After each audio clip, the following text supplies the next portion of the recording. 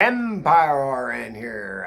We got a good little lesson here. Going to help a lot of people. This is going to be a mini bag plus infusion. So I'm going to show you how to reconstitute your drug. Typically an antibiotic, could be an antifungal, but mostly antibiotics. Reconstitute the drug, spike the bag, prime the tubing, get it up and running, and show you how to flush your line as well.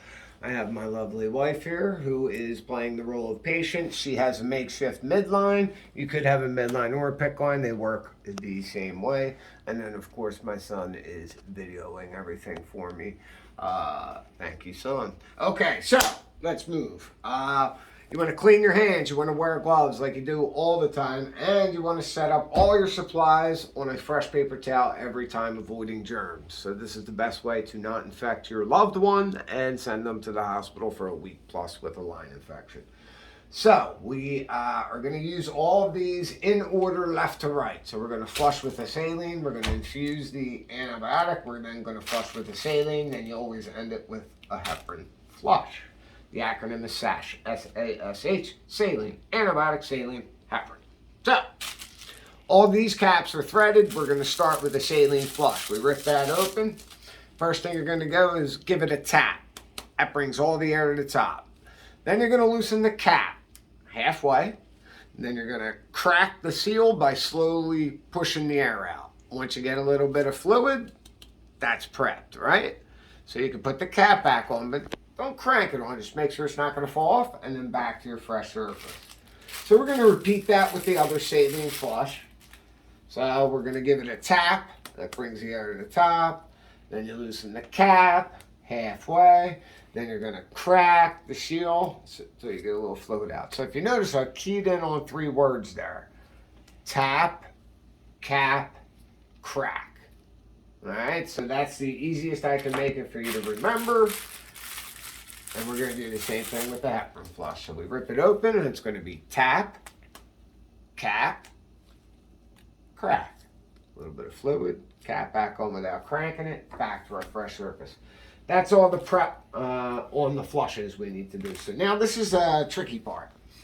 We're going to mix our medicine up. The medicine in the mini bag plus system comes in powder form in the vial. We have to mix it with the fluid above it because that is the bag upright. Once we mix it, we got to get back into the bag. The mixing occurs in the vial. So, without further ado, let's mix it. First step is we're going to crack the stem, which is in between the vial and the bag. So we crack that twice. Down and up or up and down, doesn't matter in which order. And then we're going to hold the bag upright.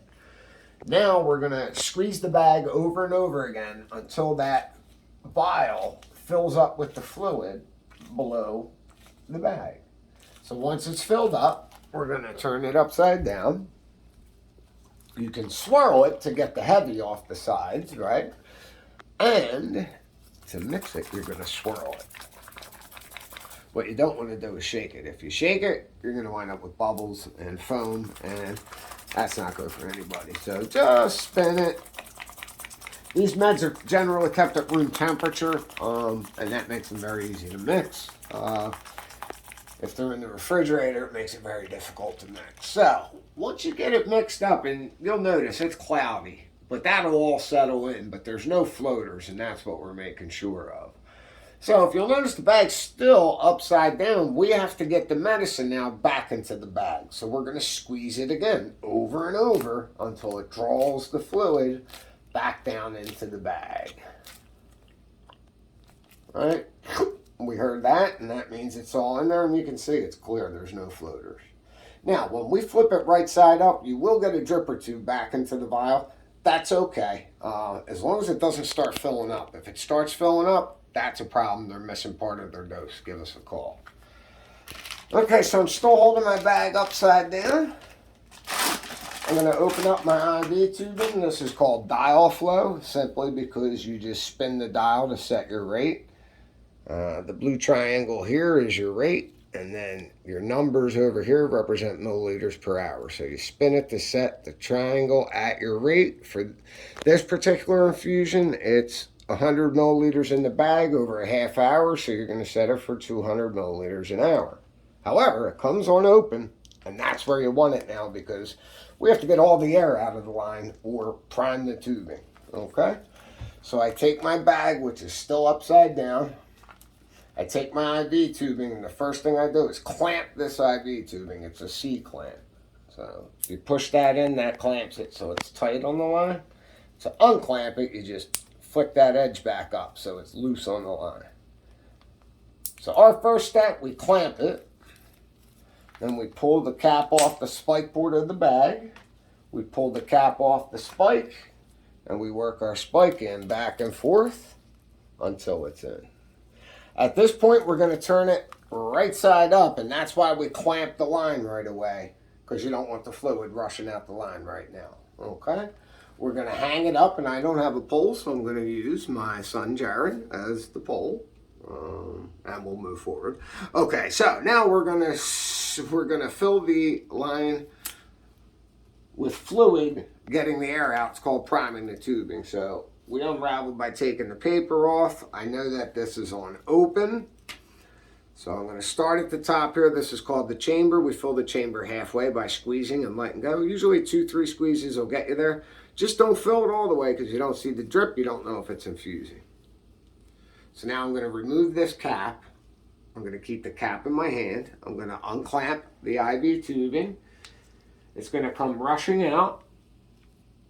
And then once you see it come rushing out the end here,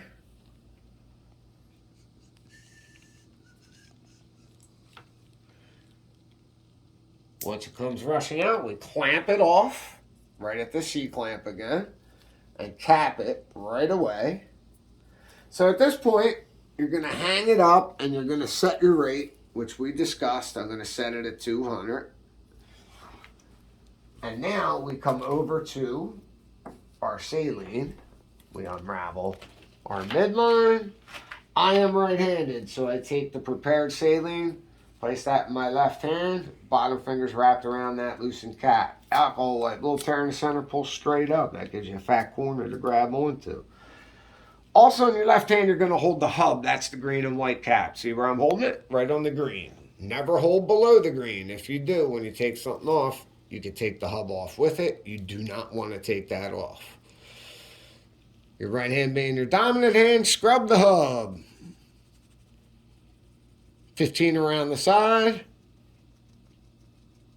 15 top and side. Once you scrub it, can't cough on it. Let it go. Let anything touch it, you have to scrub it again. That's why you're holding this in your hand. Quick, as clean as transfer. You unscrew. Push in, a little to the left, then to the right because of this hub. Straight flush all the way through. Clear that line out as fast as you can.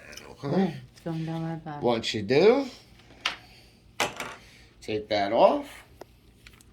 We're then going to take our IV tubing and our alcohol wipe. Place that where we were holding the flush as well as the hub by the green. My dominant hand scrubbed the hub, so I'm going to go 15 around the side, 15 top and side. I'm going to unscrew the cap. Now, if the coupling slides down here, you have to push that back up or it won't make the connection. Push it in, a little to the left, then to the right.